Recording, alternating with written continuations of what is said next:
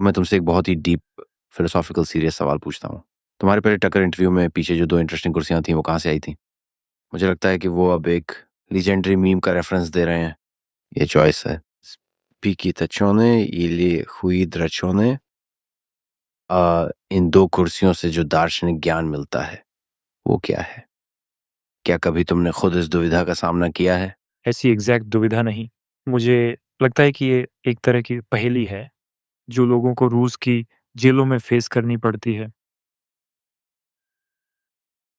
और मेटाफोरिकली ये उन सिचुएशंस को डिस्क्राइब करता है जहाँ तुमको चॉइस दी जाती है 2 खराब ऑप्शंस के बीच। चाहे तुम एक बड़ा बिजनेस चला रहे हो या एक बड़ा देश, दुविधा वही रहती है। कभी-कभी तुम इस दुविधा का सामना करते हो। अब तुम क्या करने वाले हो? ये तो बहुत बुरी बात है या ये भी बहुत बुरी बात है? तो मुझे लगता है कि इस पहेली का सही जवाब है, इनमें से कुछ भी मत करो। सवाल को थोड़ा बदलो। ऐसा सॉल्यूशन डिज़ाइन करो जो डिसएडवांटेज को एडवांटेज में बदल दे और फिर उसे प्रॉब्लम के दूसरे हिस्से से निपटने के लिए यूज़ करो। तुम्हें उस पहेली का जवाब पता है? नहीं, मैंने ऑनलाइन पढ़ा था।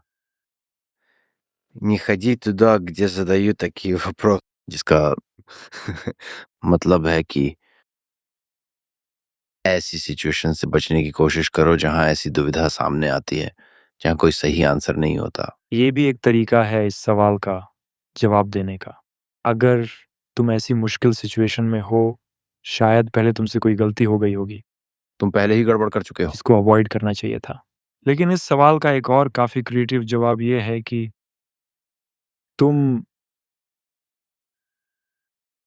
एक चेयर से शार्प ऑब्जेक्ट्स या स्पाइक्स ले लो और फिर वो उन्हें यूज़ करते हैं दूसरे चेयर से ऑब्जेक्ट्स को काटने के लिए। और तुम्हें पता है मैं किन ऑब्जेक्ट्स की बात कर रहा हूँ? यार ये तो कंप्लीटली इंजीनियरिंग सॉल्यूशन है। अच्छा हुआ किसी ने ये आइडिया निकाला। मुझे लगता है ये सही जवाब है।